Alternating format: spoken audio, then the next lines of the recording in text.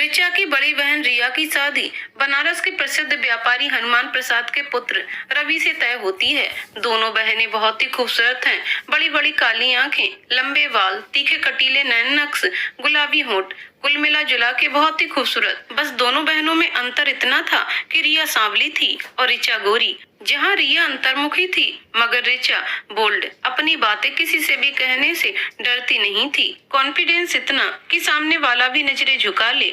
ऋषि रवि का चचेरा भाई है, देखने में बहुत ही खूबसूरत, लंबा चौड़ा गठीला बदन, नीली आंखें और चेहरे पर एक प्यारी सी मुस्कुराहट जो कि पर्सनालिटी को और भी निखारती है।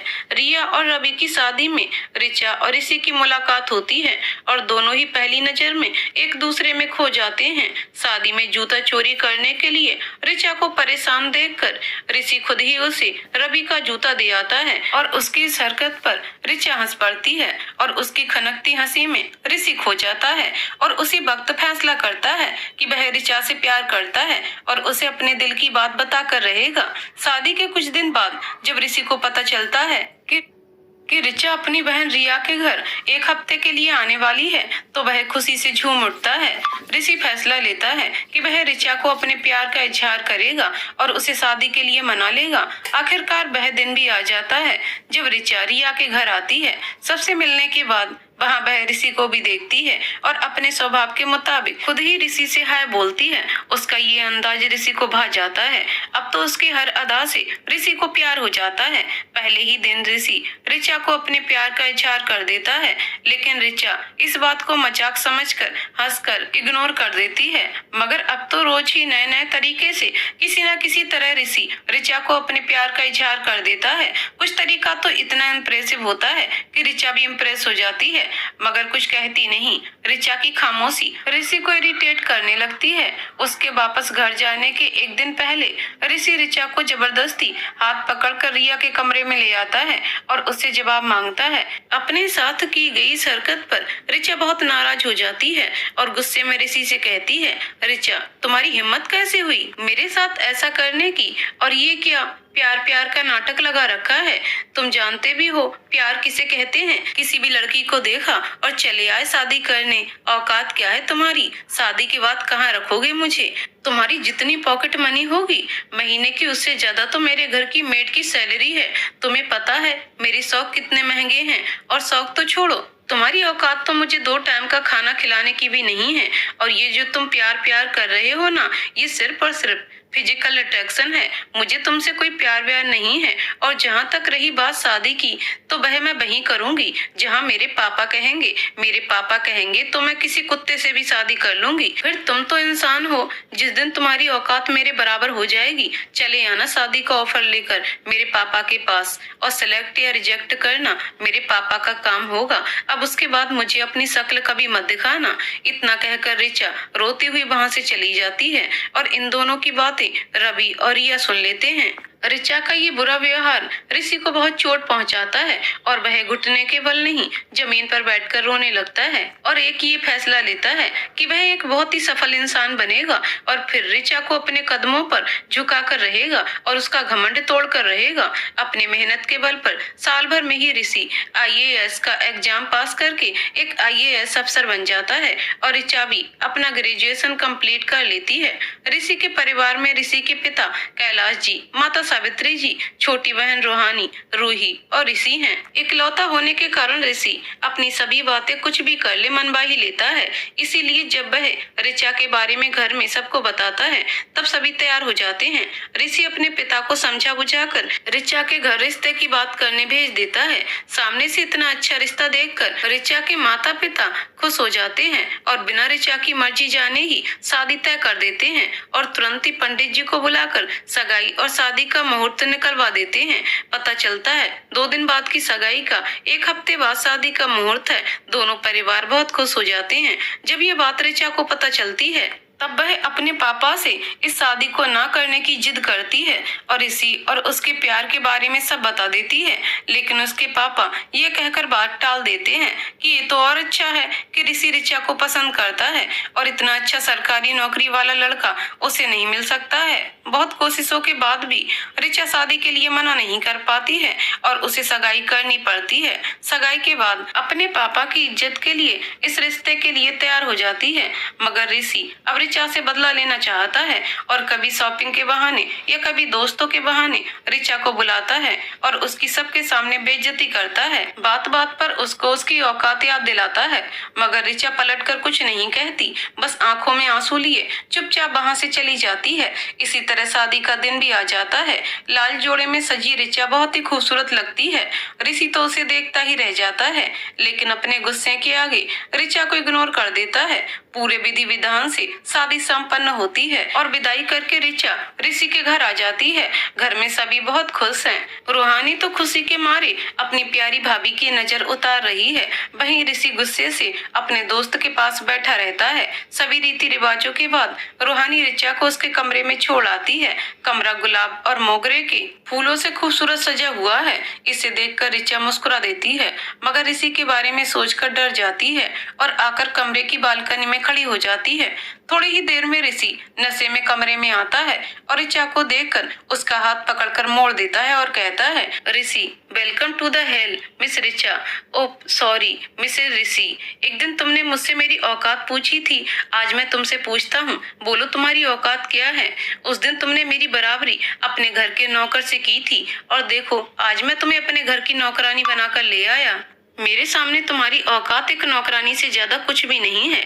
इस घर के लोग तुम्हें जो भी समझे, मेरे लिए तुम सिर्फ और सिर्फ एक नौकरानी हो। मेरे प्यार को क्या कहा था तुमने? फिजिकल अट्रैक्शन, यू मीन हवस। मेरे प्यार को गाली देते तुम्हें शर्म नहीं आई? अब तुम मेरे करीब आने के लिए भी तरसोगी। अब मैं तुम्हें बताता हूँ कि फिजिकल अट्रैक्शन किसे कहते हैं। अगर तुम चाहती हो कि बाहर सबके सामने तुम्हारा तमाशा ना बने, तो इस कमरे में इस तरह रहना जैसे तुम हो ही नहीं और मेरी किसी भी चीज को हाथ लगाने की हिम्मत भी मत करना।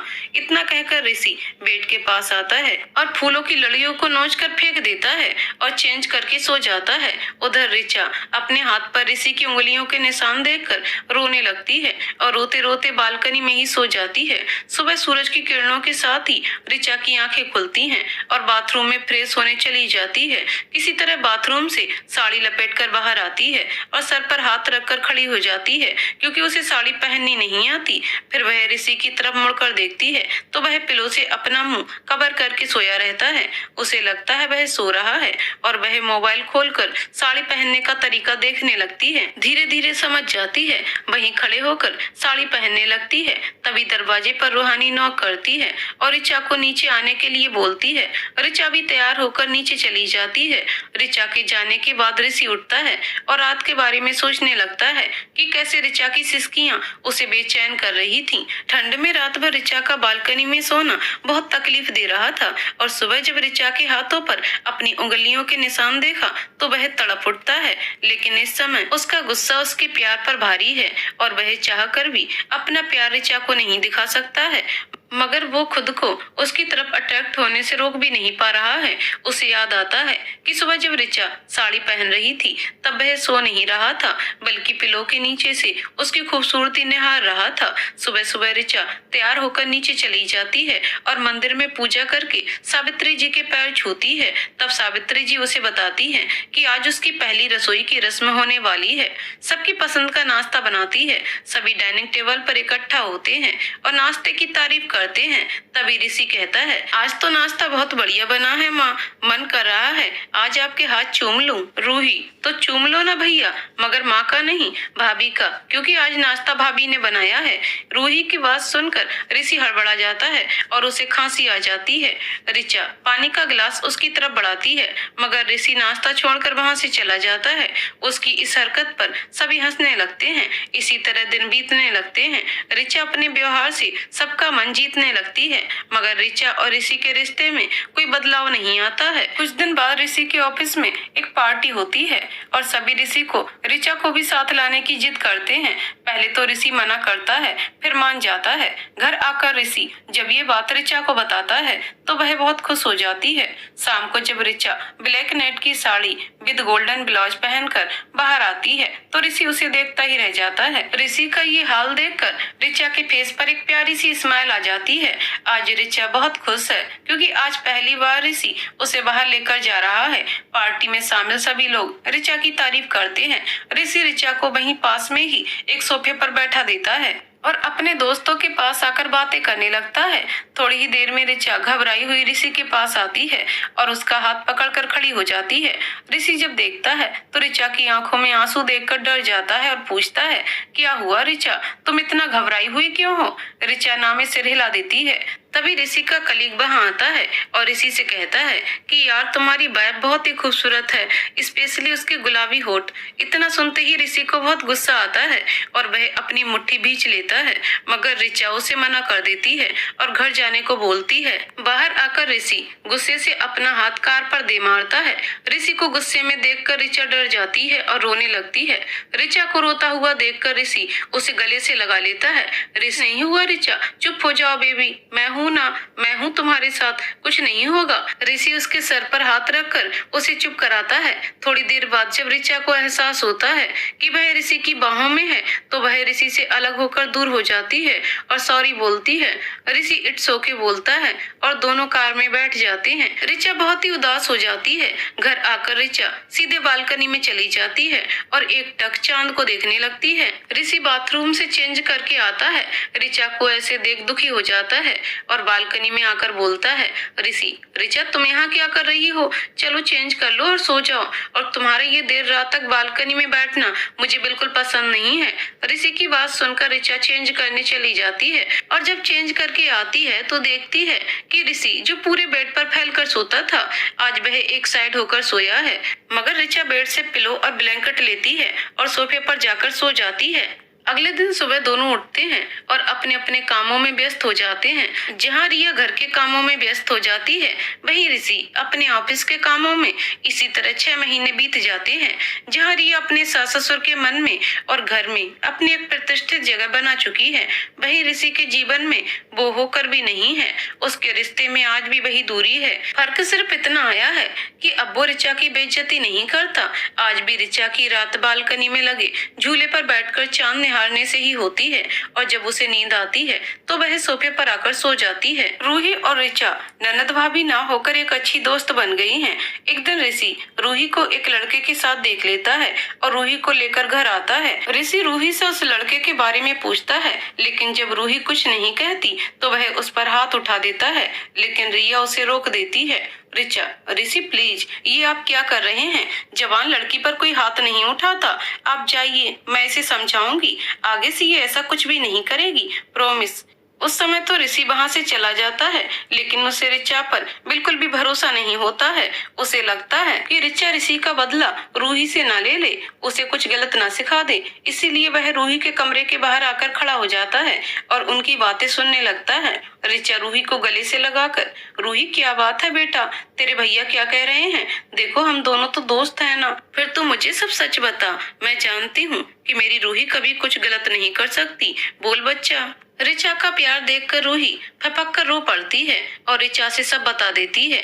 रूही, भाभी उसका नाम साहिल है, वो बहुत ही अच्छा लड़का है, कॉलेज में मेरा सीनियर है, वो सबकी मदद करता है। जब कॉलेज में मेरी नोट्स खो गई थी तब उसी ने मेरी मदद की थी, तभी से वो मुझसे बात करने लगा और आज तो उसने मुझे प्रपोज कर दिया। मैं कुछ कहती उससे पहले ही भैया वहाँ आ गए और मुझे यहाँ ले आए। मेरे मन में उसके लिए ऐसी कोई भी फीलिंग नहीं है, बस उससे बातें करना मुझे अच्छा लगता है। मगर तुम ऋचा इसे ही तो प्यार कहते हैं बेटा। जानती हो हम लड़कियों को प्यार करने का हक नहीं होता, क्योंकि हमारे छोटे से छोटे फैसले पर हमारे परिवार की इज्जत या बेइज्जती निर्भर करती है। तुम्हारी जिंदगी बस तुम्हारी नहीं है, इस पर माँ पापा और ऋषि का उतना ही हक है जितना तुम्हारा। मुझे खुशी है कि तुम्हारी जिंदगी में प्यार ने दस्तक दी है, मगर मेरा मानना है कि प्यार वह होता है जिस पर हम गर्व महसूस कर सकें, ना कि हमें शर्मिंदगी हो। रूही मतलब भाभी भाभी रिचा, अपने प्यार को साहिल की ताकत बनाओ, ना कि उसकी कमजोरी। उसे अपनी कीमत समझाओ, क्योंकि मुफ्त की मिली हुई चीज की कोई इज्जत नहीं होती। आत्मसम्मान की कीमत पर मिला हुआ प्यार प्यार नहीं होता। उससे जाकर बोलो कि अगर वो लाइफ में कुछ अच्छा बन जाता है तभी तुम उसे अपनी जिंदगी में जगह दे पाओगी, वरना वो ये प्यार ब्यार भूल जाए। रूही, लेकिन भाभी रिचा, बेटा अगर तुम चाहती हो कि सभी साहिल का सम्मान करें तो उसे काबिल बनाना तुम्हारी जिम्मेदारी है। तुम्हें पता है इस दुनिया में सबसे ज्यादा नशा किस में होता है? एक औरत में। उसके सर से अपना हैंगओवर उतारो, उसे जिंदगी की सच्चाई दिखाओ, उसे काबिल बनाओ। एक पत्नी की औकात उसके पति की औकात से ही नापी जाती है। आज कालिदास कालिदास इसीलिए बने क्योंकि उनकी पत्नी ने उन्हें उनकी औकात याद दिलाई थी। उनकी सफलता के पीछे उनकी पत्नी का ही हाथ है। तू भी वही पत्नी बन। जब तक तू उससे रुडली बात नहीं करेगी तब तक वो तेरे हैंगओवर से बाहर नहीं आएगा। रूही, जैसे आपने भैया से बात की थी। रिचा, हाँ, आज तेरे भैया जहाँ हैं वो देखकर मुझे बहुत प्राउड फील होता है। अगर मैंने उस दिन तुम्हारे भैया से इस तरह से बात ना की होती तो आज तुम्हारे भैया IAS अफसर ना होते। रूही, मतलब भाभी आप भी भैया से प्यार करती थी? रिचा, हाँ, जिस तरह से तुम्हारे भैया ने प्रपोज किया था वह देखकर मैं तो क्या कोई भी हाँ कर दे। और ये जो तुम्हारे भैया औकात की बात करते हैं ना, तो मैं बता दूं कि मेरी औकात तो IAS ऑफिसर मिस्टर ऋषि की पत्नी की है। रूही, वाओ भाभी, मैं अभी जाकर भाई को सब बता देती हूँ। रिचा, नहीं रूही, तुम्हारे भैया की शर्म से झुकी हुई गर्दन मैं नहीं देख पाऊंगी। मुझे तो उनकी घमंड से अकड़ी हुई गर्दन ही पसंद है। ऋषि रिचा की बात सुनकर परेशान हो जाता है। एक तरफ तो उसे खुशी होती है कि रिचा भी उससे प्यार करती है। उसे इस बात का बुरा लगता है कि उसने नादानी में रिचा के साथ कितना बुरा किया है। एक तरफ तो दिल कह रहा था कि जाकर उसे अपने गले से लगा ले, वहीं दूसरी तरफ दिमाग कह रहा था अब वो रिचा को कैसे फेस करेगा। वह रिचा की बातों का सही मतलब समझ नहीं पाया। आज उसे अपनी सोच पर आत्मग्लानि होती है। उसने हर समय रिचा का अपमान किया, मगर फिर भी रिचा ने कभी भी पलटकर उसे जवाब नहीं दिया। आज ऋषि के मन में रिचा के लिए प्यार के साथ साथ सम्मान भी था। उसे अपने प्यार और अपनी पसंद का गर्व हो रहा था। अब ऋषि ये सोच रहा था वह इस गलती के लिए रिचा से कैसे माफी मांगे। तभी उसके ऑफिस से फोन आता है और उसे तुरंत ऑफिस बुलाया जाता है। ऑफिस से आने के बाद ऋषि थोड़ा परेशान रहता है और वह सभी को इकट्ठा बुलाता है और अपने पापा से कहता है, ऋषि पापा, मेरा ट्रांसफर दिल्ली हो गया है। मुझे अभी तुरंत दिल्ली के लिए निकलना है, थोड़ा अर्जेंट है। 1 घंटे बाद फ्लाइट है। पापा, इतना अचानक से? पहले से कुछ बताया नहीं, वरना बहू भी साथ चली जाती। अकेले तो कैसे रहेगा? ऋषि, नहीं पापा, रिचा साथ नहीं जा सकती। नई नई नौकरी है तो फैमिली साथ नहीं रह सकती। और रही बात जल्दी की, तो मेरी नौकरी ही ऐसी है, सब कुछ शॉर्ट नोटिस पर ही चलता है। रिचा, तुम प्लीज पैकिंग में मेरी मदद कर दोगी? ऋषि की बात सुनकर रिचा की आंखें नम हो जाती हैं, मगर वह चुपचाप ऋषि के साथ कमरे में जाकर उसकी पैकिंग करने में मदद करने लगती है। रिचा बहुत ही सावधानी से अपने आंसू ऋषि से छुपाती है, मगर ऋषि देख लेता है। ऋषि रिचा को अपने पास बैठाता है और उसका हाथ अपने हाथों में लेकर उससे कहता है, ऋषि, रिचा तुम प्लीज मत रो। मैं तुम्हें हर्ट करने के लिए छोड़कर नहीं जा रहा हूँ, मैं सच कह रहा हूँ। मुझे ऑफिस के ही काम से जाना है, मेरा जाना बहुत जरूरी है, वरना मैं खुद तुम्हें छोड़कर नहीं जाता। आई एम सॉरी, मुझे माफ कर दो। वैसे तो रिचा ये बात काफी सीक्रेट है और फैमिली को भी बताना अलाउड नहीं है, फिर भी मैं तुम्हें बता रहा हूँ। मैं दिल्ली नहीं, इस देश से बाहर जा रहा हूँ और ये एक सीक्रेट प्रोजेक्ट है।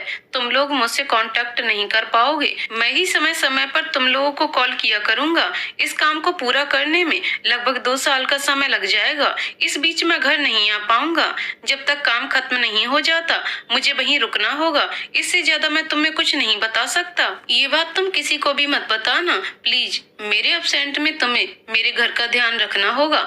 मेरे मम्मी पापा और रूही का तुम्हें बहुत ध्यान रखना है। मैं जानता हूँ कि तुम बहुत समझदार हो और अपनी जिम्मेदारी बहुत ही अच्छे से निभा सकती हो। इतना कहकर वह रिचा को गले से लगा लेता है और ऋचा फपक कर रो पड़ती है। तभी नीचे से आवाज आती है कि गाड़ी आ गई है, उसे अब निकलना चाहिए। ऋषि खुद को संयमित करते हुए बैग उठाकर नीचे आ जाता है और गाड़ी में अपना सामान रखने लगता है। जब वह मुड़कर देखता है तो बालकनी में ऋचा खड़ी रोती रहती है। ये देखकर ऋषि दौड़कर घर में वापस आता है। तभी पापा, कहाँ जा रहा है बेटा, तुझे देर हो रही है।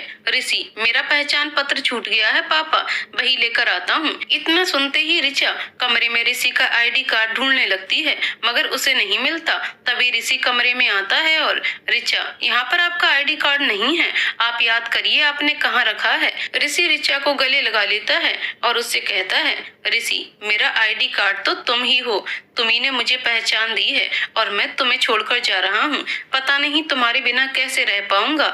मुझे मेरी सारी गलतियों के लिए माफ कर देना ऋचा, मैं तुमसे बहुत प्यार करता हूँ। इतना कहकर ऋषि ऋचा का माथा चूम लेता है और नम आंखों से वहाँ से चला जाता है।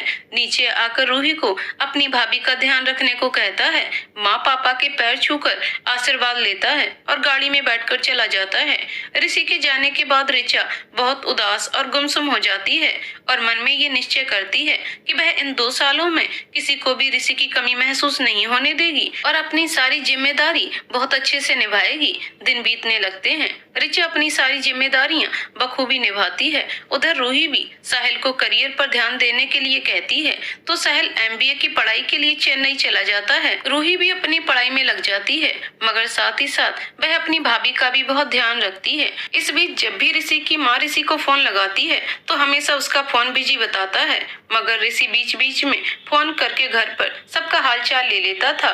पहली बार ऋषि के इतने दिनों के लिए दूर जाने की वजह से सावित्री जी ऋषि की माँ परेशान रहने लगती हैं और इसी वजह से वह खाना पीना भी कम कर देती हैं।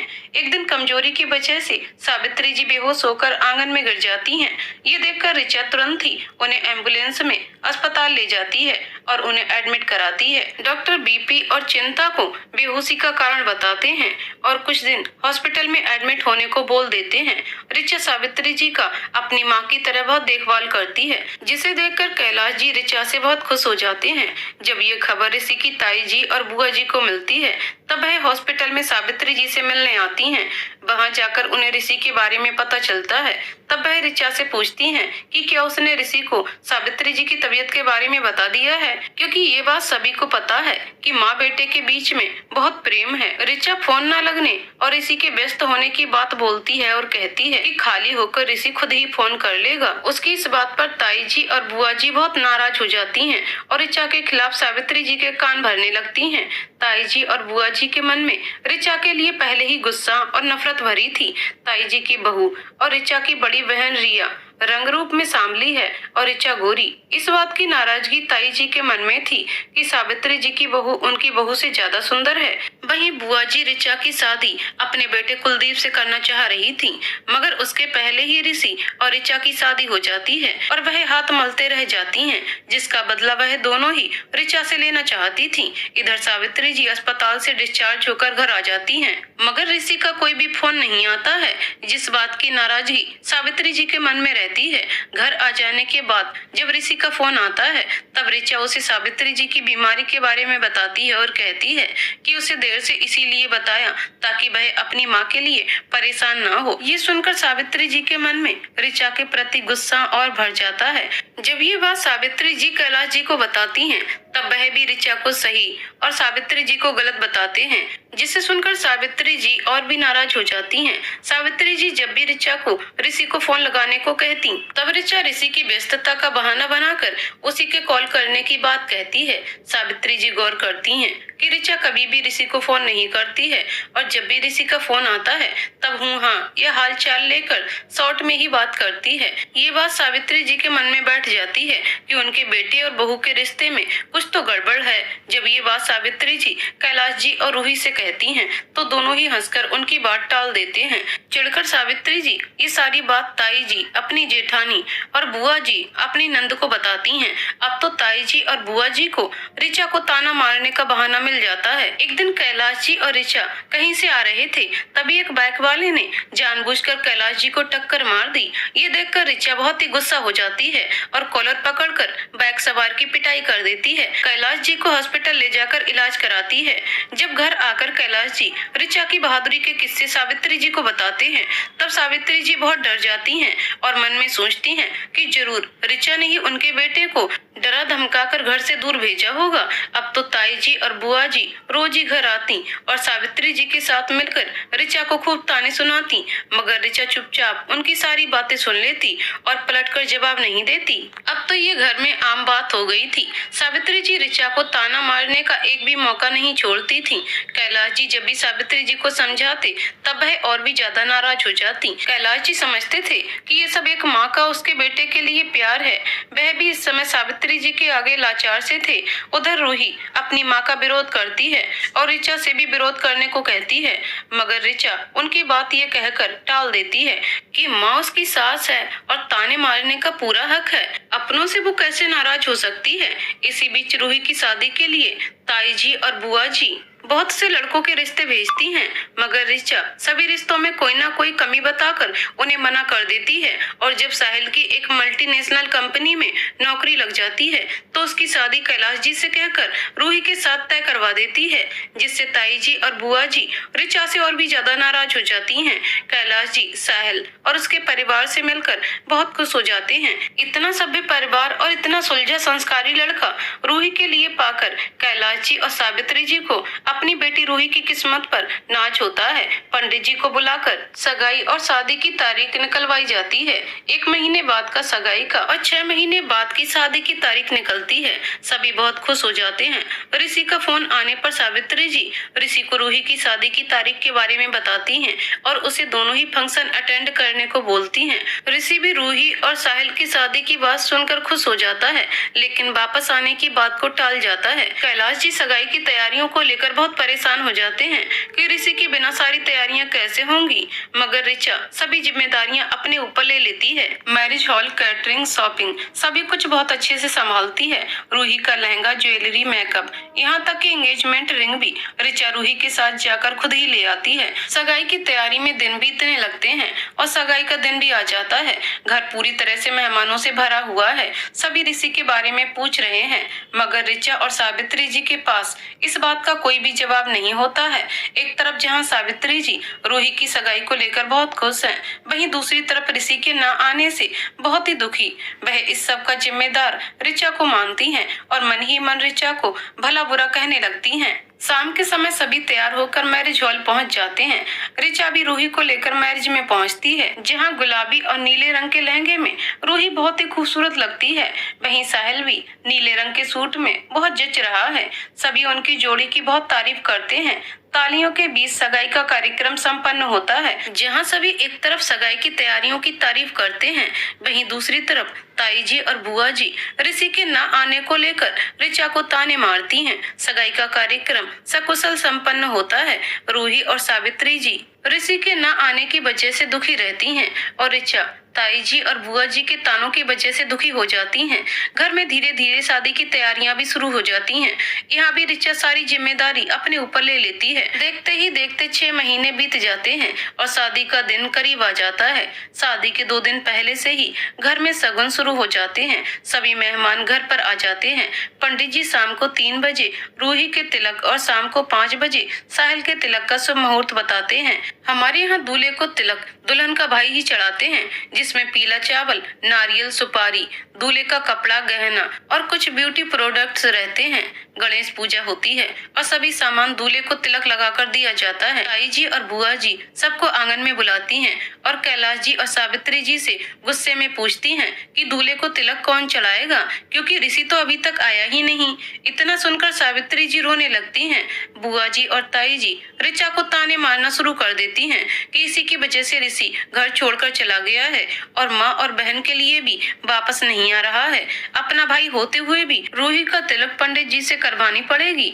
बुआ जी और ताई जी की बात सुनकर वहाँ मौजूद बाकी औरतें भी ऋचा को भला बुरा कहने लगती हैं, मगर ऋचा चुपचाप खड़ी उनकी बातें सुनती रहती है।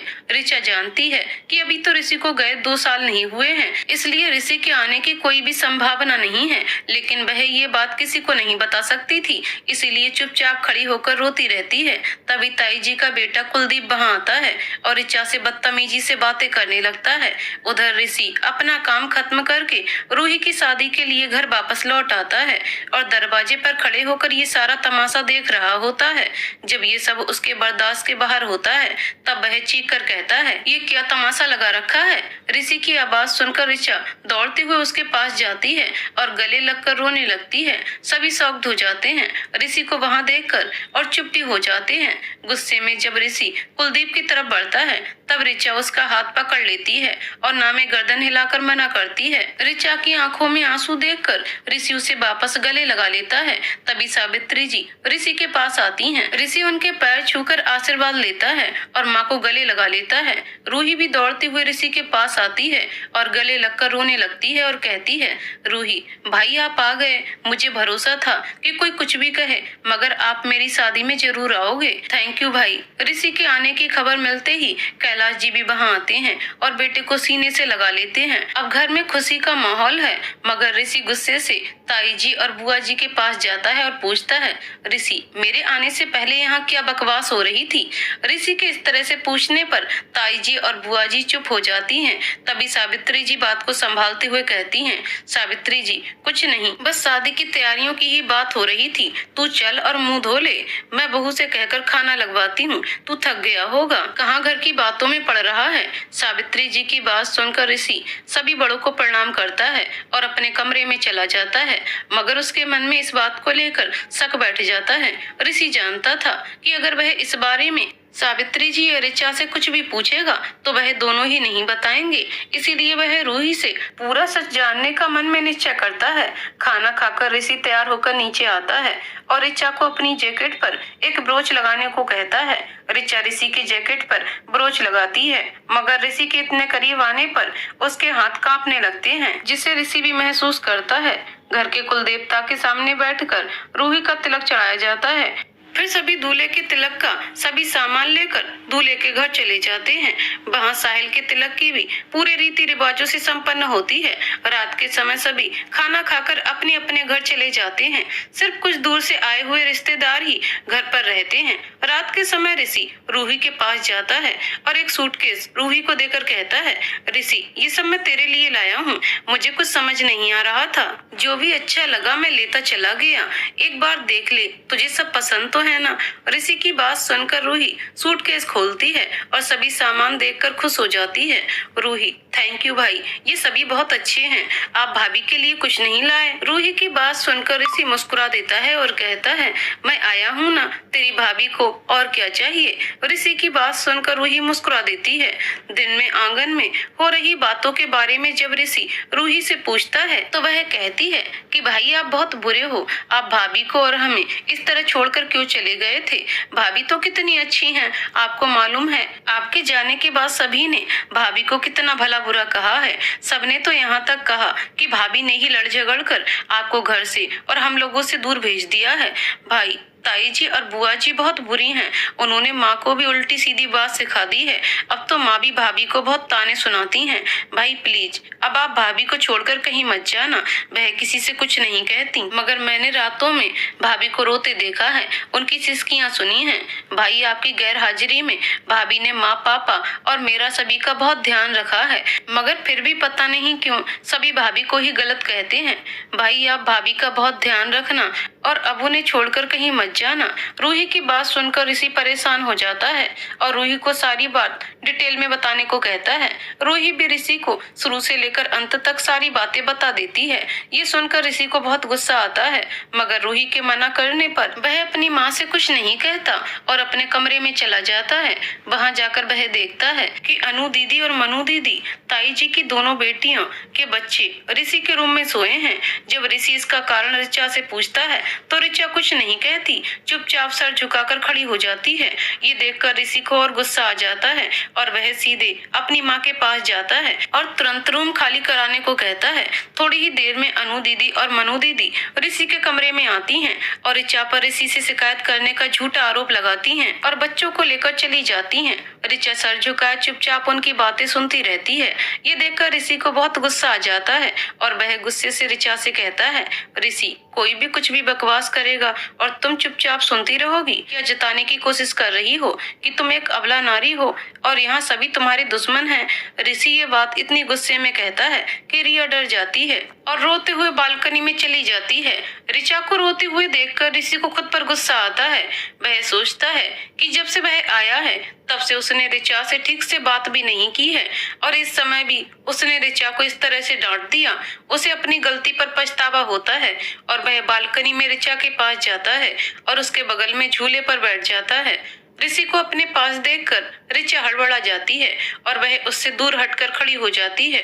ऋचा को इस तरह से घबराया हुआ देखकर ऋषि उसके पास जाता है और प्यार से उसका हाथ पकड़कर उसे झूले पर बैठाता है। ऋषि अपने दोनों हाथों से उसके आंसू पोंछता है और समझाते हुए कहता है, ऋचा बड़ों को जवाब न देना अच्छी बात है, मगर गलत बातों को चुपचाप सहना ये गलत है। मैंने उस ऋचा से प्यार किया था जो सही को सही और गलत को गलत कहने की हिम्मत रखती थी। कहाँ खो गई मेरी ऋचा? तुमने उसे कहाँ खो दिया? ऋचा आंखों में आंसू लिए ऋषि को एकटक देखने लगती है। उसके मन में हजारों सवाल उठते हैं मगर वह कुछ नहीं कहती। ऋचा को इस तरह खुद को देखता हुआ देखकर ऋषि पूछता है, तुमने मुझे घर में हो रही सारी बातों के बारे में क्यों नहीं बताया कि ताई जी, बुआ जी और माँ ने तुम्हारे साथ इतना बुरा व्यवहार किया है? तुमने तो ये बातें मुझसे क्यों छिपाई? ऋचा, मैं आपको परेशान नहीं करना चाहती थी और वैसे भी ये सब तो साधारण सी बातें हैं, हर घर में होती हैं, इसमें इतना परेशान क्या होना? ऋषि समझ जाता है कि इस तरह बात का समाधान नहीं निकलेगा।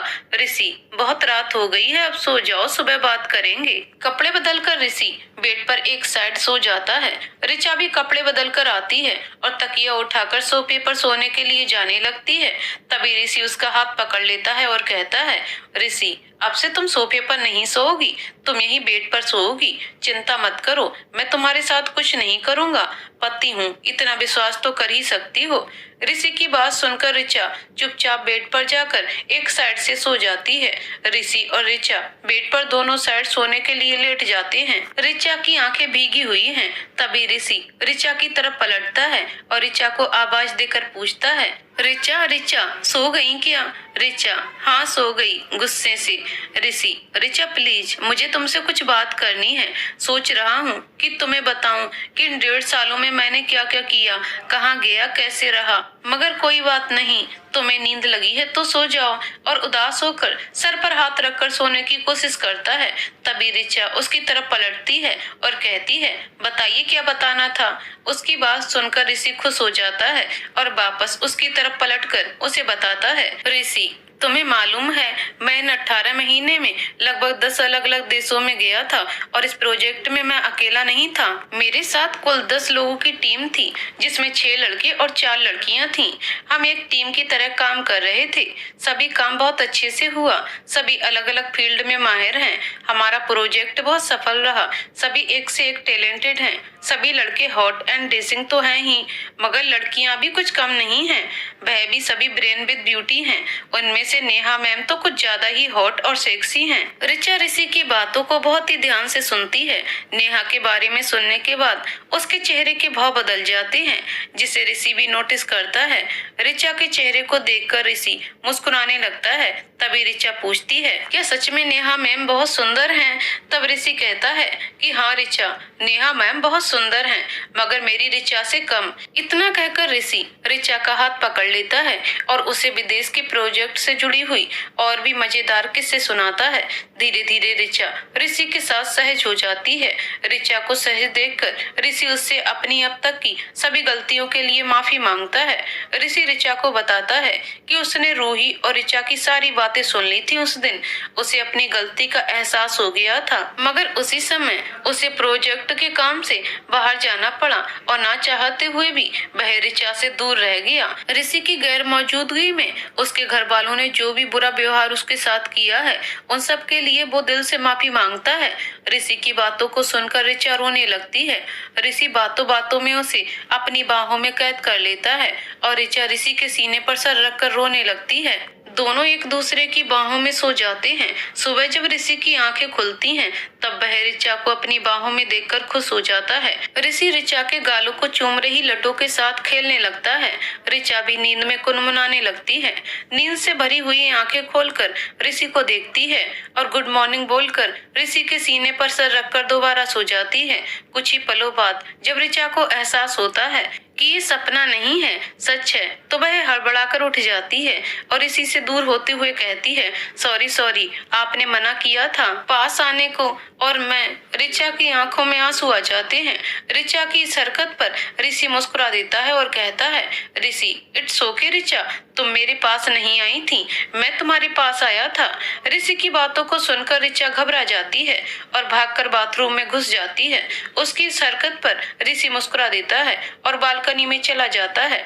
थोड़ी देर में ऋचा बाथरूम से निकलकर इधर उधर देखती है, लेकिन ऋषि को ना पाकर उसे तसल्ली होती है और वह बाहर आकर अपनी साड़ी ठीक करने लगती है। उधर ऋषि बालकनी से ऋचा को देखता है। उसके लंबे बालों से टपकते हुए पानी की बूंदों को देखकर ऋषि अपने दिल पर हाथ रख लेता है।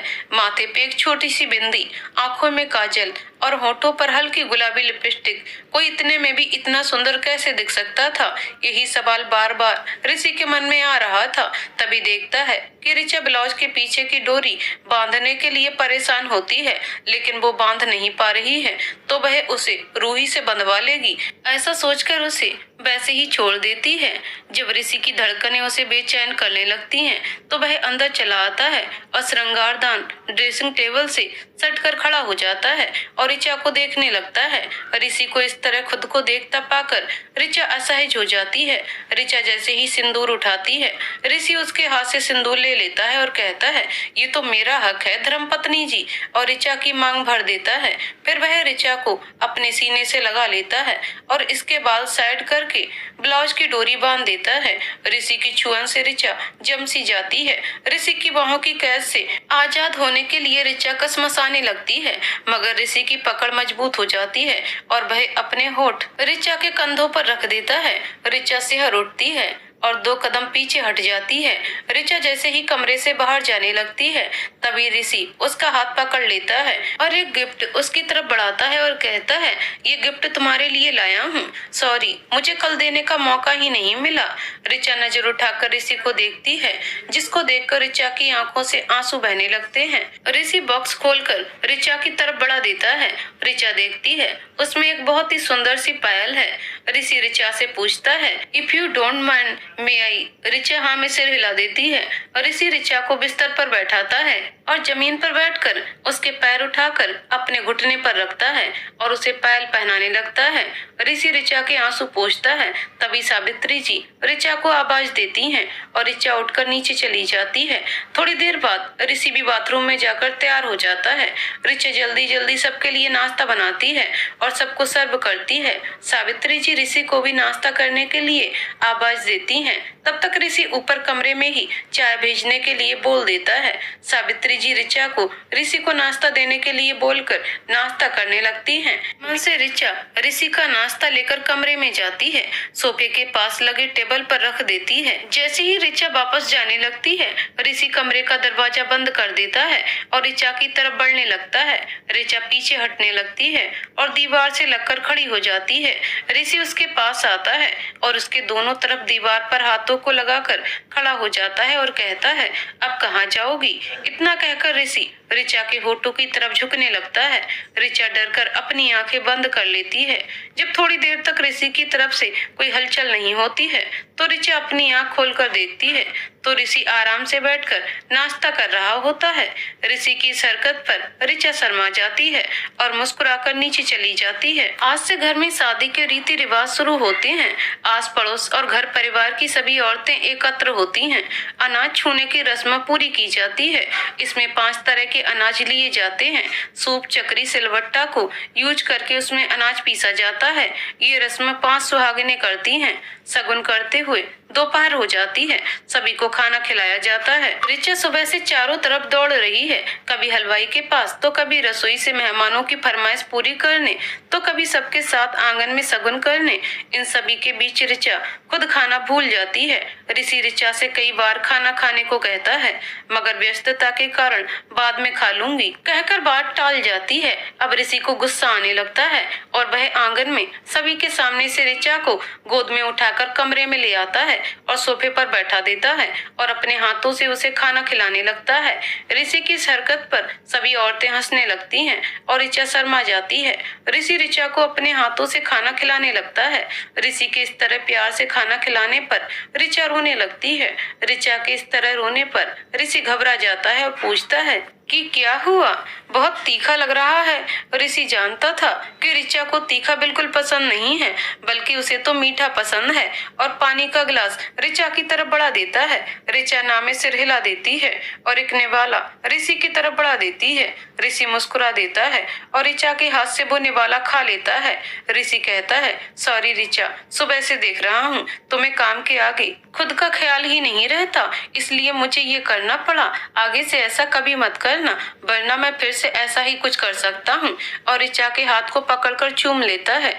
उसके बाद शगुन का काम आगे बढ़ाया जाता है और माँ के मंदिर तक जाकर मंडप लगने के लिए मिट्टी लाई जाती है और आंगन में मंडप लगाया जाता है। उसके बाद गौरी गणेश कुल देवता और पितरों की पूजा की जाती है। रूही की शादी के शगुन के साथ साथ आंगन में ढोलक और बन्ना बन्नी के गीत गूंज रहे हैं। चारों तरफ खुशी का माहौल है। रूही भी साहिल के साथ अपने भावी जीवन के सुंदर सपने सजो रही है।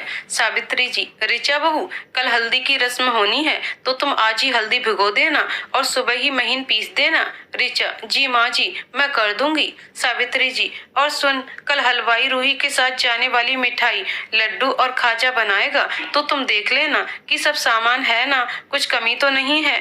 ऋचा, जी माँ जी, मैं देख लूंगी, आप परेशान ना हो, मैं सब संभाल लूंगी।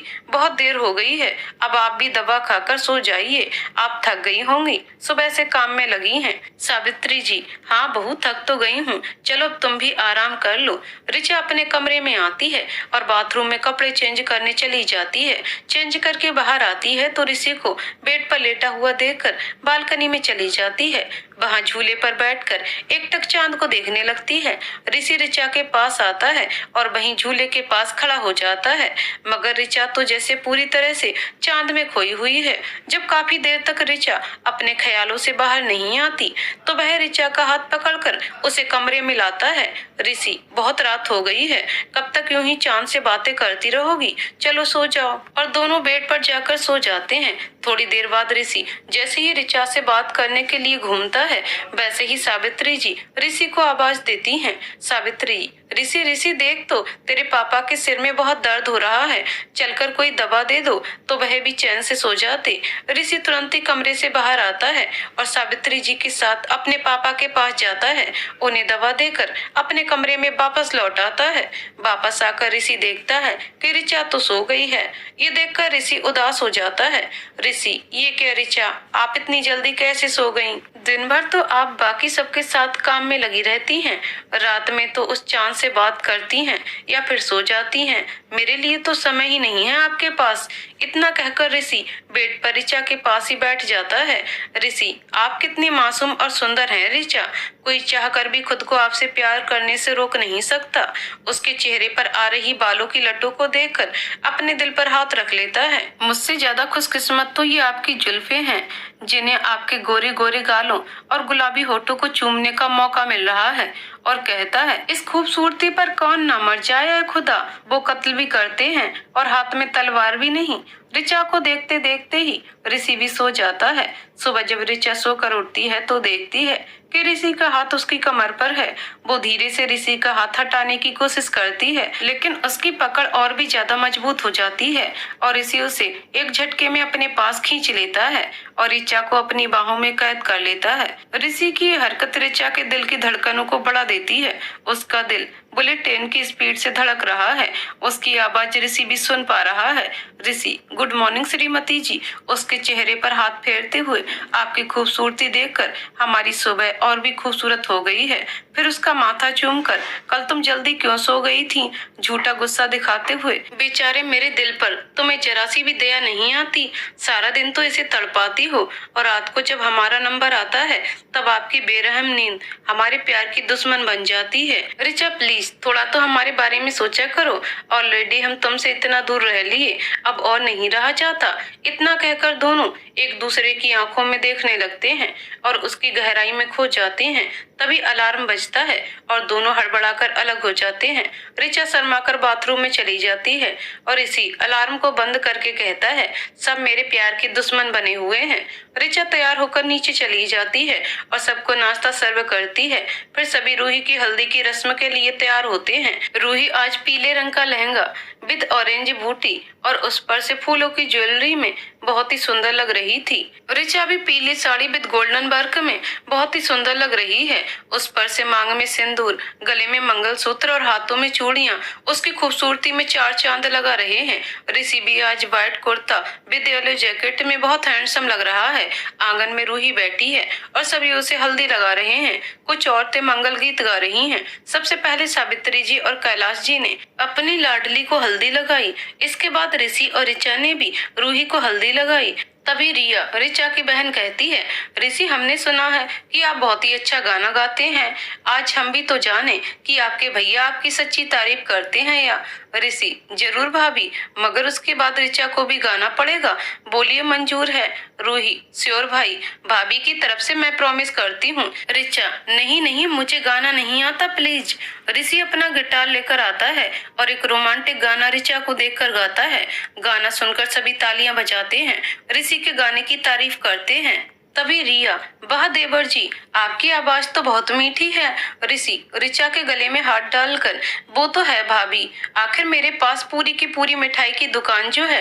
इतना कहकर ऋषि हंसने लगता है और ऋचा शर्माकर अपनी नजरें झुका लेती है। रूही, भाभी अब आपकी बारी, प्लीज मना मत करना हमारे लिए, सिर्फ एक गाना। फिर ऋचा भी गाना गाती है।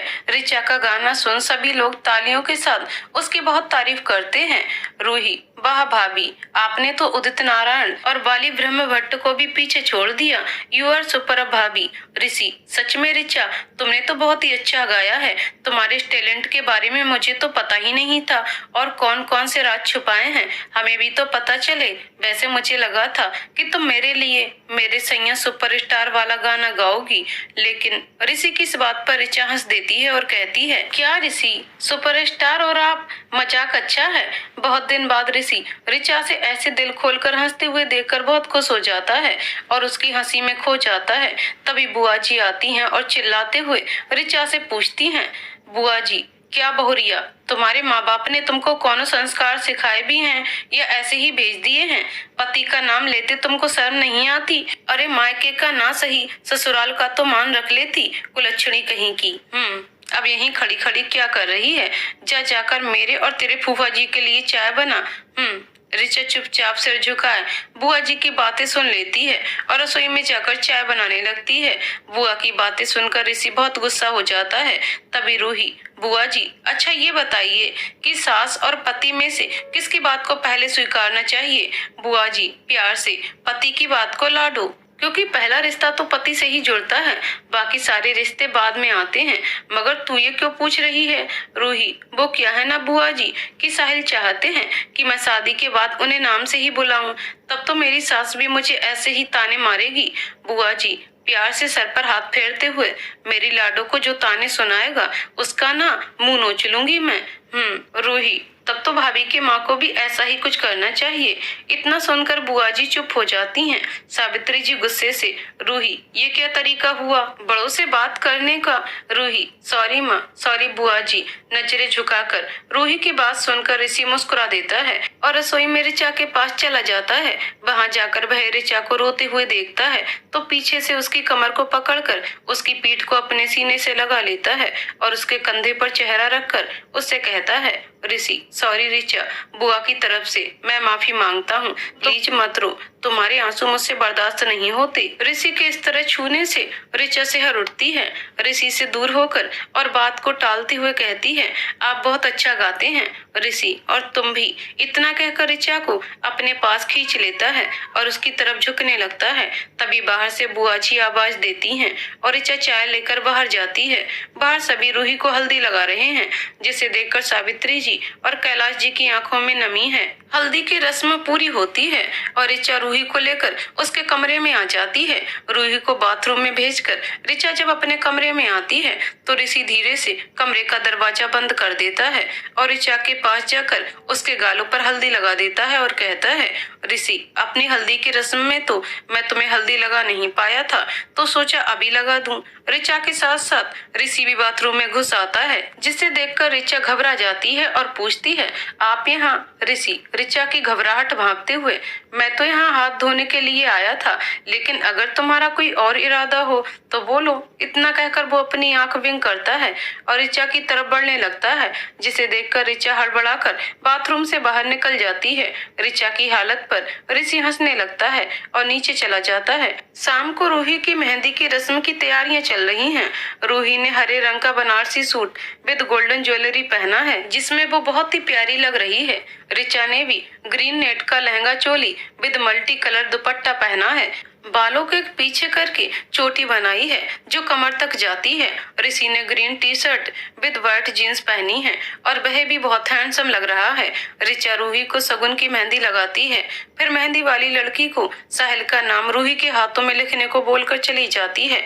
घर में सभी औरतें मेहंदी लगवाती हैं, लेकिन रिचा मेहमानों को देखने में और बाकी के कामों में व्यस्त हो जाती है और मेहंदी नहीं लगवा पाती है।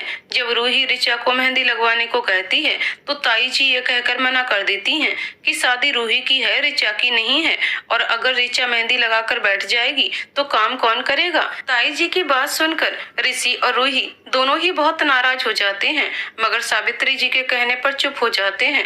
रात को सावित्री जी रिचा और ऋषि को बुलाती हैं और कहती हैं, बहू, कल सुबह तुम दोनों दुर्गा माता के मंदिर चले जाना और वहाँ पर रूही की शादी की चुनरी और सुहाग का सामान माता को चढ़ा कर ले आना। हमारे यहाँ यही चुनरी दुल्हन मंडप में पहनती है। ऋषि, ठीक है माँ, कल हम सुबह ही मंदिर जाकर चुनरी चढ़ा कर ले आएंगे। आप लोग आराम करिए, मैं जरा मैरिज हॉल तक होकर आता हूँ, और वहाँ से चला जाता है।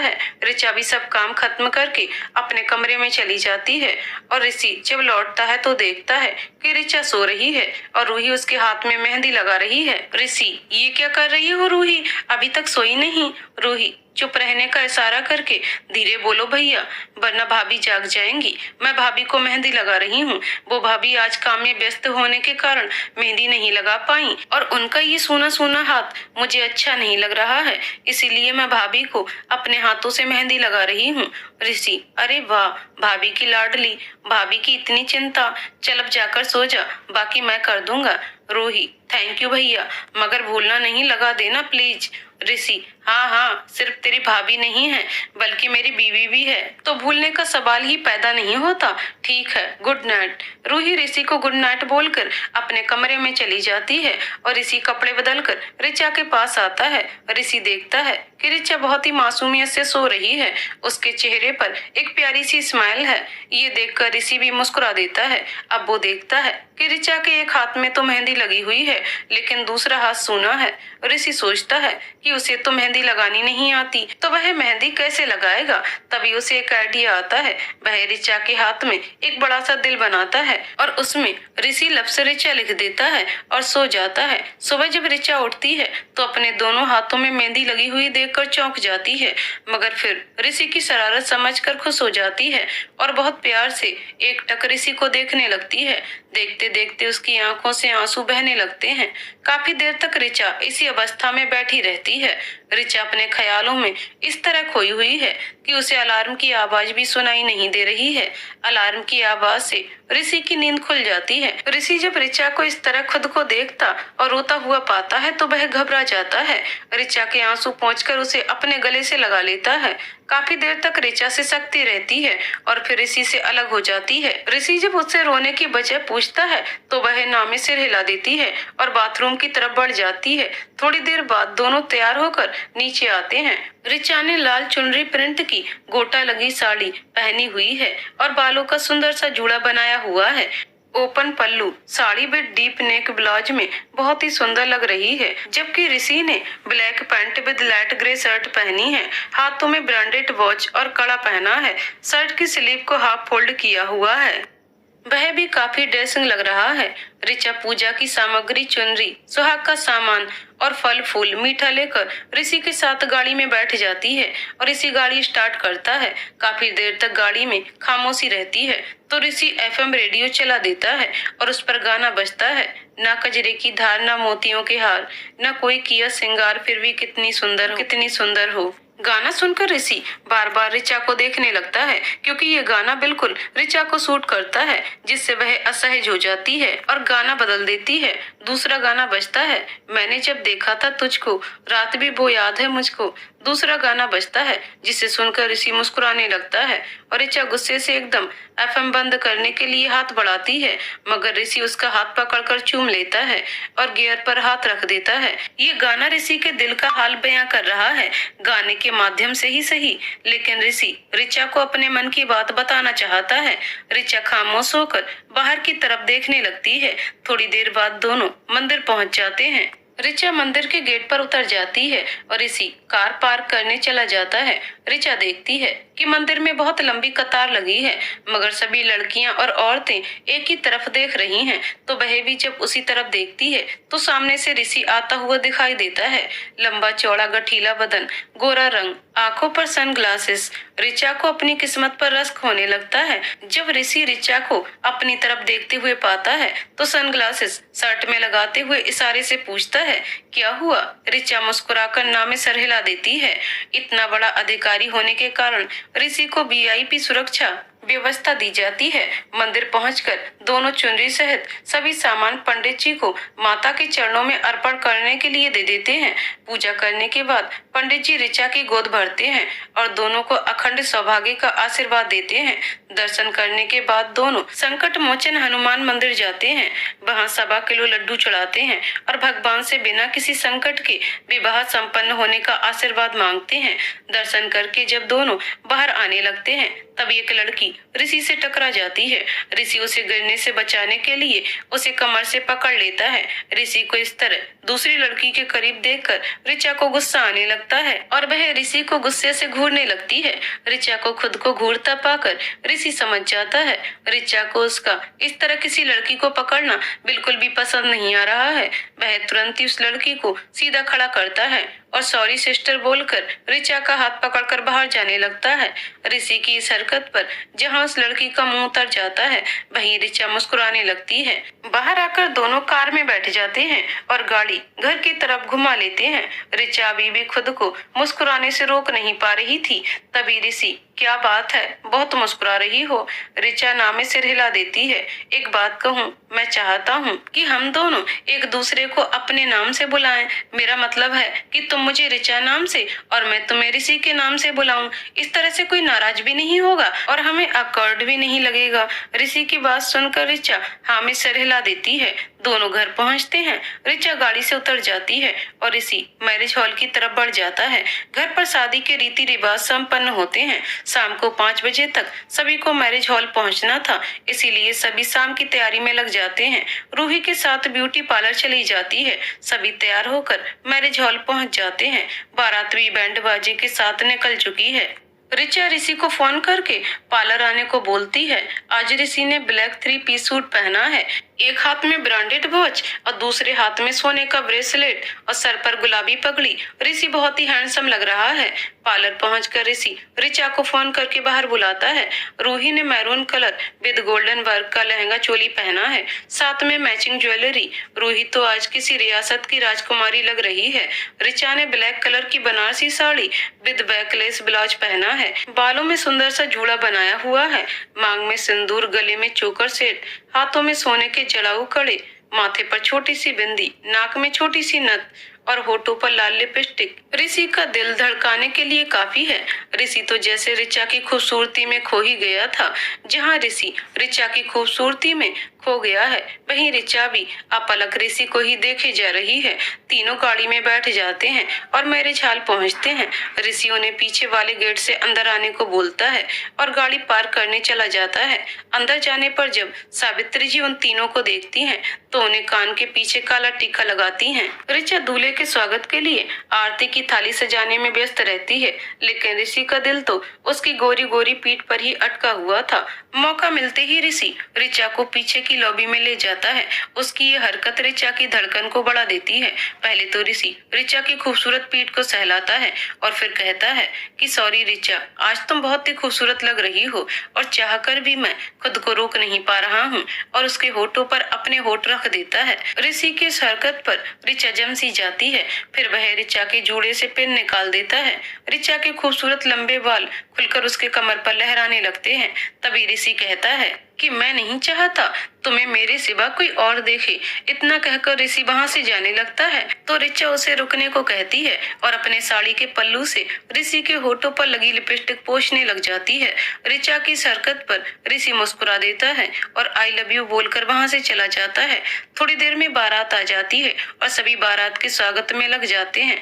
ऋषि और रवि रिया का पति साहिल को गोद में उठाकर स्टेज पर लाते हैं। स्टेज मोर पंख और फूलों से बहुत ही सुंदर सजाया गया है। थोड़ी ही देर में फूलों के चादर के बीच ही रूही ऋचा के साथ स्टेज पर आती है।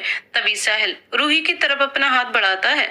रूही उसका हाथ पकड़कर स्टेज पर आ जाती है। साहिल ने आज गोल्डन कलर की शेरवानी विद मैरून दुपट्टा पहना हुआ है। गले में मोती की माला, हाथों में ब्रांडेड वॉच और ब्रेसलेट, कमर पर तलवार, सर पर पगड़ी बांधे वह किसी रियासत का राजकुमार लग रहा है। रूही और साहिल दोनों ही आंखों में एक दूसरे की तारीफ कर रहे हैं। फूलों की बौछार और हर हर महादेव के उद्घोष के बीच जयमाल का रस्म संपन्न होती है। सभी दोनों को सुखमय जीवन का आशीर्वाद देते हैं और उनकी खूबसूरत जोड़ी की तारीफ करते हैं। जयमाल के बाद दूल्हा दुल्हन को मंडप में ले जाया जाता है। कन्यादान और 7 फेरों के बाद साहिल रूही की मांग में सिंदूर भरता है और गले में मंगलसूत्र पहनाता है। इसी के साथ विवाह संपन्न होता है और दोनों सभी बड़ों का आशीर्वाद लेते हैं। फिर समय आता है विदाई का। बेटी की विदाई किसी भी माँ बाप के लिए बहुत ही हृदय विदारक होती है। भाई के तो कदम ही नहीं बढ़ते बहन को डोली में बैठाने के लिए, मगर दुनिया का दस्तूर तो निभाना ही होता है। रूही भी चावल के दाने के आंचल तक उछलती हुई भीगी पलकों से विदा हो गई और अपने पीछे छोड़ गई घर के आंगन में अपनी यादें। विदाई के बाद सभी रिश्तेदार भी धीरे धीरे अपने घर चले जाते हैं। 2 दिन बाद पगफेरे की रस्म का मुहूर्त निकलता है। 2 दिन बाद ऋषि रूही और साहिल को लेने रूही के ससुराल जाता है और बेटी दामाद के आने पर सावित्री जी ने घर पर गंगा पूजा, सत्यनारायण भगवान की कथा रखी है। हमारे यहाँ बेटी की शादी में गंगा जी को चुनरी चढ़ाई जाती है और बेटे की शादी में आर पार का माला, पूजा पाठ और कथा में रात हो जाती है और कैलाश जी रूही और साहिल को रात घर पर ही रुकने को कहते हैं। दूसरे दिन साहिल की खूब खातिरदारी की जाती है। लंच करने के बाद साहिल और रूही के कमरे में आराम करने जाते हैं। थोड़ी देर बाद ऋषि और ऋचा उनके कमरे में आते हैं।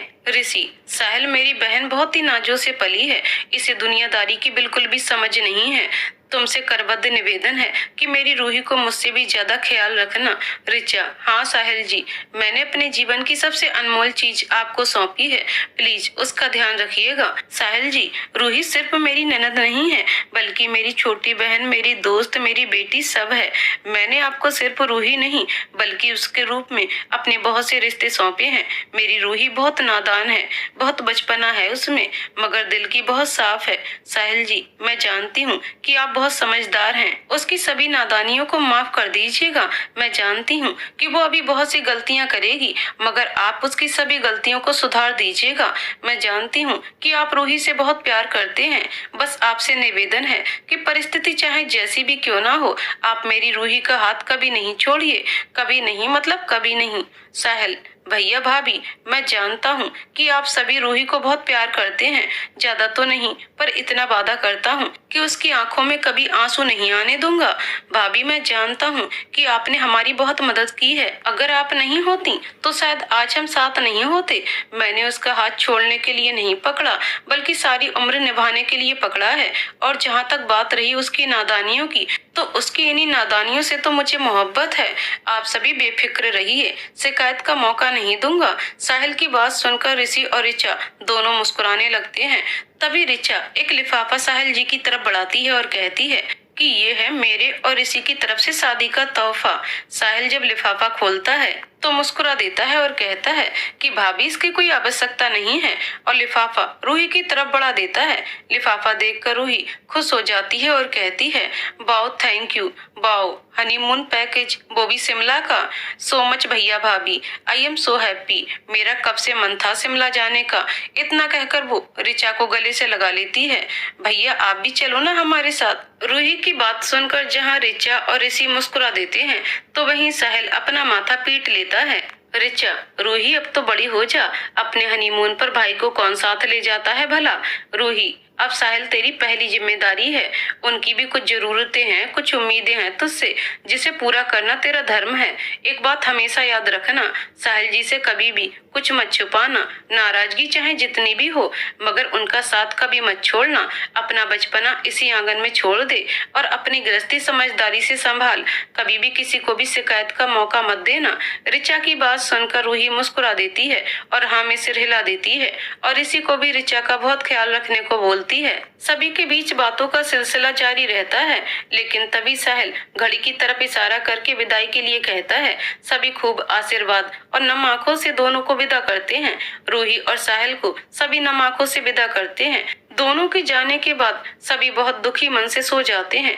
दूसरे दिन सुबह नाश्ते पर सावित्री जी ऋषि से कहती हैं कि सावित्री जी, ऋषि, ऋचा बहू के पापा की तबीयत ठीक नहीं है, इसीलिए उनके घर से कोई शादी में नहीं आया, क्योंकि ऋचा और रिया सिर्फ दोनों बहनें ही हैं, कोई भाई नहीं है। तुम्हारी सास का फोन आया था कि रिया बहू जा रही है, तो ऐतराज ना हो तो ऋचा बहू को भी महीने भर के लिए भेज दें। दोनों बहनें कुछ दिन पिता के साथ रह लेंगी, तो फिर तुम कहो तो बहू को भी भेज दूं। तुम्हारे जाने के बाद वो भी मायके नहीं गई है, कुछ दिन रह लेगी तो उसका भी मन बदल जाएगा। ऋषि गुस्से से, क्या माँ, तुम भी मना कर दो, ऋचा कहीं नहीं जाएगी। सावित्री जी, लेकिन बेटा। ऋषि गुस्से से, देखो माँ, अभी अभी तो मैं आया हूँ और अभी तुम ऋचा को भेजने की बात कह रही हो, और हो सकता है कि अगले महीने मुझे फिर बाहर जाना पड़ गया तो इस तरह तो तुम पोती पोता के बारे में भूल ही जाओ। मुझे जो कहना था मैंने कह दिया, आगे तुम्हारी और तुम्हारी बहू की मर्जी। और गुस्से में नाश्ता छोड़कर जाने लगता है।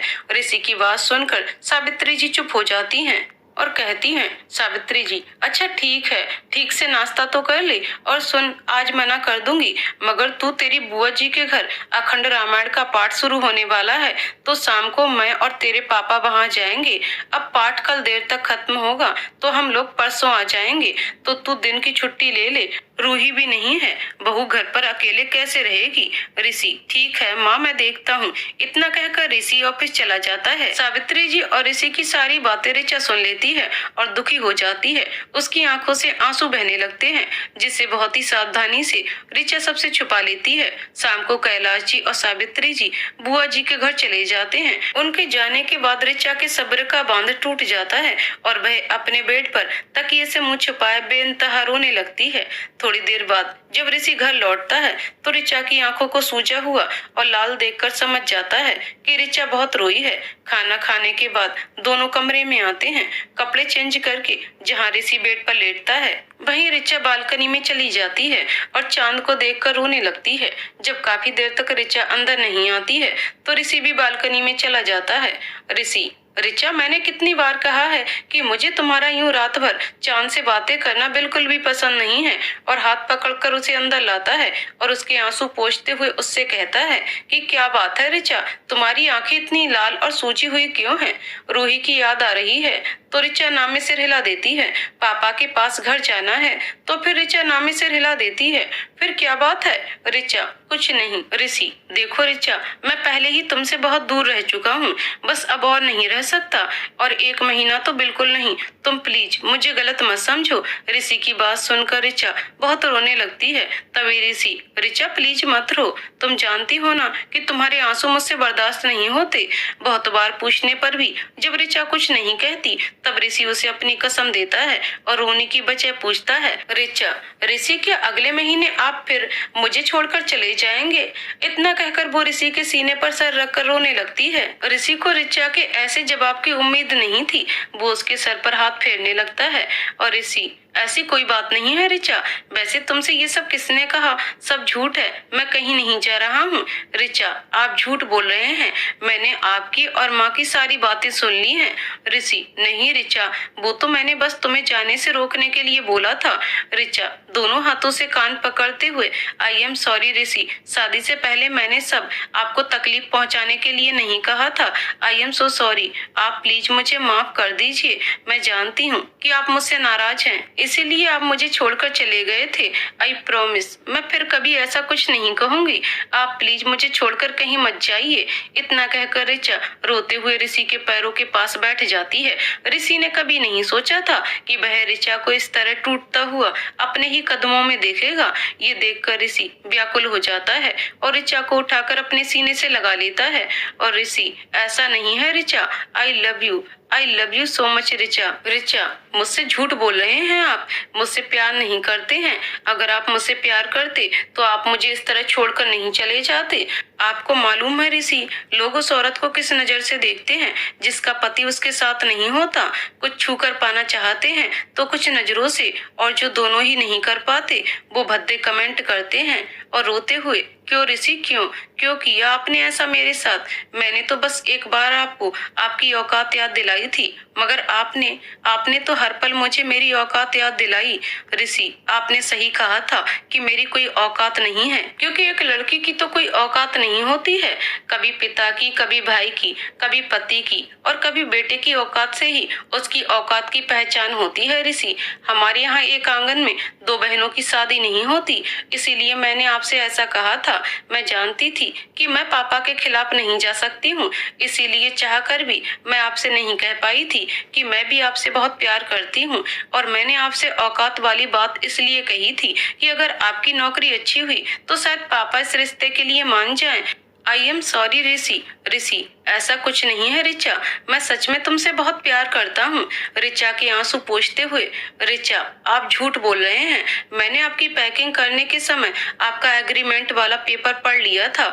आपने अपनी मर्जी से मुझसे दूर जाने का फैसला लिया था, मुझसे दूर ही जाना था, तो मुझसे शादी क्यों की? अगर आप मुझसे सच्चा प्यार करते तो आप कभी भी अपने प्यार की औकात नहीं नापते। हाथ जोड़कर एक विनती है आपसे, अब दोबारा मुझसे दूर जाने से पहले मुझे घाट पर पहुंचा दीजिएगा, क्योंकि अब आपसे दूर होकर मैं जी नहीं पाऊंगी, मैं मर जाऊंगी। ऋषि आंखों में आंसू भरकर उदास चेहरे से ऋचा के आंसू पोंछता है। मुझे माफ कर दो ऋचा, मुझे जरा सा भी अंदाजा नहीं था कि मेरी वजह से तुम्हें इतना कुछ सहना पड़ेगा। तुम सही कहती हो, मेरी सबसे बड़ी गलती ये है कि मैंने अपने ही प्यार की औकात नापी। मैं तुमसे वादा करता हूँ कि अब मैं कभी भी तुम्हें छोड़कर कहीं नहीं जाऊंगा। I promise. फिर ऋषि ऋचा को अपने सीने से लगाकर सोने के लिए लेट जाता है। ऋचा रोते रोते सो जाती है और ऋषि सारी रात ऋचा की कही हुई एक एक बात के बारे में सोचता रहता है। उसे आत्मग्लानि होती है कि उसने हंसती खेलती ऋचा को क्या से क्या बना दिया। इसी चिंता में सारी रात ऋषि जागता रह जाता है और बार बार उसकी नजर ऋचा के मासूम चेहरे पर जाती है। ऋषि अपनी हर गलती के लिए प्रायश्चित करने को सोचता है। सुबह सुबह ऋषि कॉफी और नाश्ता बनाकर कमरे में ऋचा के लिए लेकर आता है और उसे बड़े प्यार से जगाता है। ऋषि, गुड मॉर्निंग ऋचा, चलो उठो, देखो आज मैंने तुम्हारे लिए अपने हाथों से नाश्ता बनाया है, टेस्ट करके बताओ कैसा बना है। ऋषि की बात सुनकर ऋचा हड़बड़ाकर उठ जाती है और कहती है, ऋचा आपने ये सब क्यों किया, मुझे जगा देते। ऋषि ऋचा का माथा चूमकर, क्या मैं अपनी पत्नी के लिए एक दिन नाश्ता भी नहीं बना सकता? चलो जल्दी से नाश्ता कर लो और तैयार हो जाओ, आज का दिन मैं अपनी ऋचा के लिए यादगार बनाना चाहता हूँ। ऋषि की बात सुनकर ऋचा खाली नजरों से ऋषि को देखने लगती है।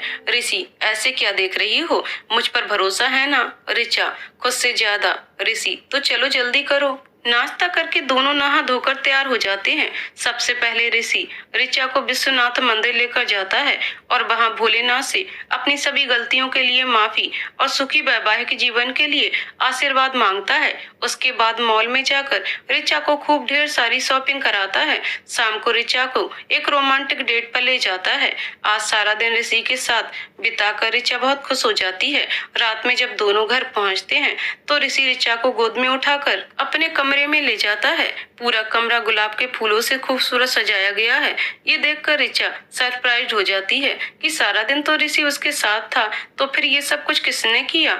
ऋषि, आपका पति इतना बड़ा ऑफिसर है तो फिर क्या सब काम खुद करने की जरूरत है? आई बिंग करके ऋचा मुस्कुराकर नामे सिर हिला देती है। ऋषि, वैसे तुमने बताया नहीं, कैसा लगा ये सब? बेड पर बैठते हुए ऋचा शर्माकर सर को झुका लेती है तो ऋषि उसे अपनी बाहों में कैद कर लेता है। आज ऋचा खुद को ऋषि की बाहों में महफूज महसूस कर रही है। ऋचा, ऋषि, ये सब सच है या सपना? अगर सपना है तो मुझे सपने से कभी भी बाहर नहीं आना। ऋषि, ये सब सच है ऋचा, थोड़ा शरारत से, और अब आप चाहकर भी इस कैद से आजाद नहीं हो पाएंगी। अपनी बाहों को थोड़ा और कसते हुए ऋचा अब आजाद भी कौन होना चाहता है? मुस्कुराते हुए आज दोनों ही सारे बंधन तोड़कर एक हो जाते हैं। ये मिलन सिर्फ दो जिस्मों का नहीं बल्कि दो आत्माओं का है। सुबह ऋचा की आंख खुलती है तो वह खुद को ऋषि की बाहों में पाती है।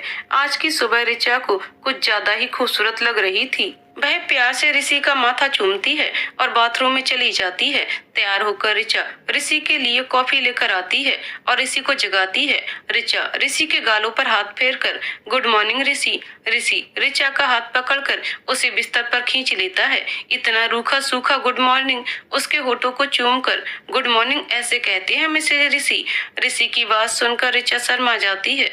थोड़ी देर बाद ऋषि तैयार होकर ऑफिस चला जाता है और कैलाश जी और सावित्री जी बुआ के घर से वापस लौट आते हैं।